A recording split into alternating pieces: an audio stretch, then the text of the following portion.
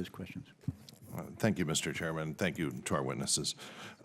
Let's see, first I'd like an opportunity to clear up this question about refrigerator capital cost and efficiency. Dr. Duffy, as the only one with an actual technical background on this set of panel of witnesses, can you just try to clarify this a little bit? Sure. The study I'm referring to was done, I don't remember when, by the California Energy Commission. And the costs in question were the purchase price of refrigerators, not the lifetime energy costs.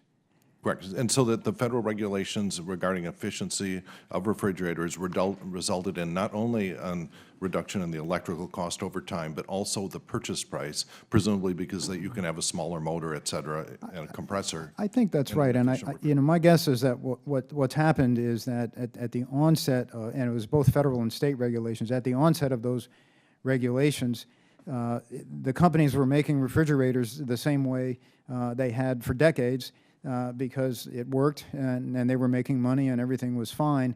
And I believe that the advent of regulation caused the engineers to take another look at it, and not surprisingly, they realized that, gee, we've progressed and we now know how to do things better than we did 20 years ago. No, thank you, and that's a different narrative than we often hear in this.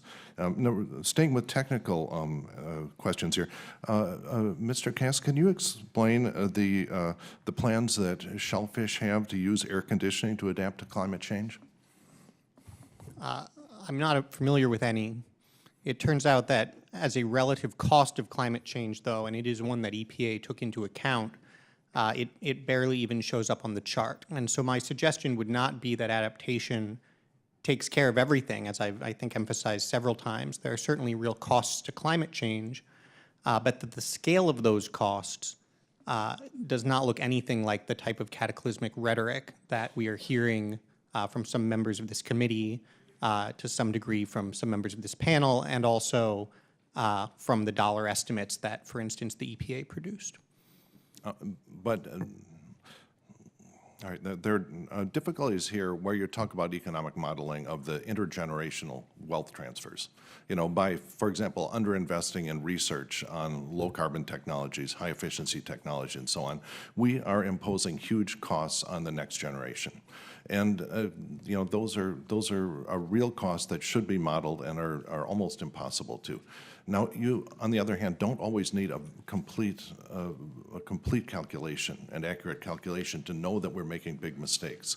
And so that from what you know of the rough estimates that have been made, is it clear that we are underinvesting in technologies? And actually, Mr.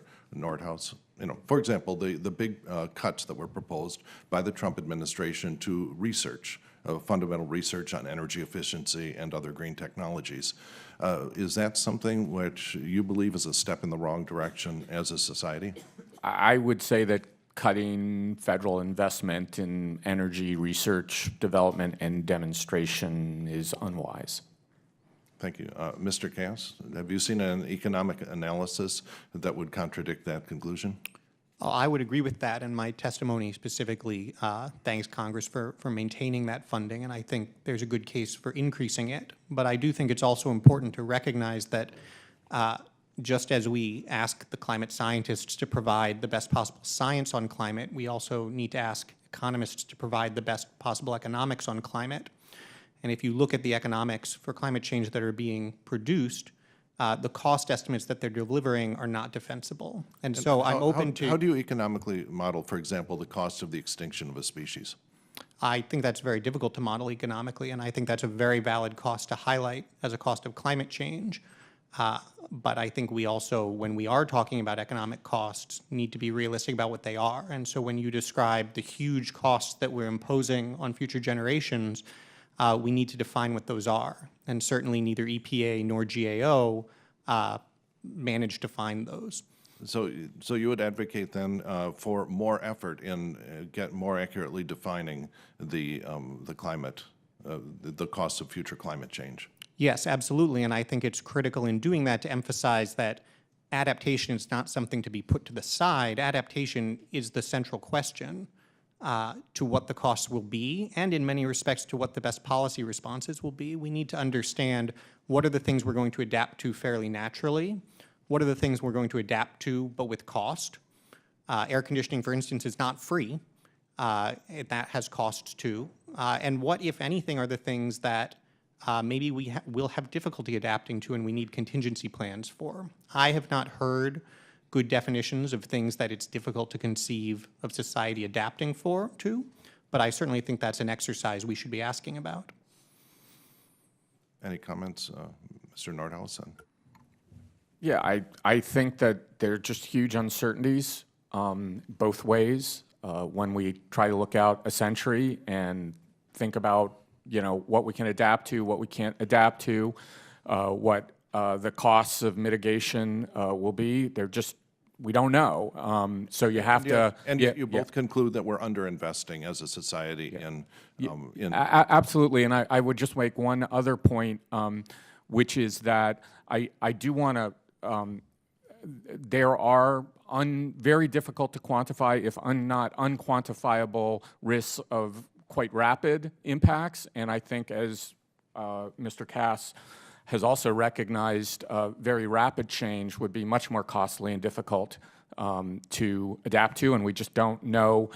And I think it will. I don't think more climate science is likely to help us better understand the likelihoods on time frames that we would need to take action to address them. So that's not an argument against climate science, but we should understand what sorts of uncertainties we're likely to be able to resolve and what sorts of uncertainties we're unlikely to resolve.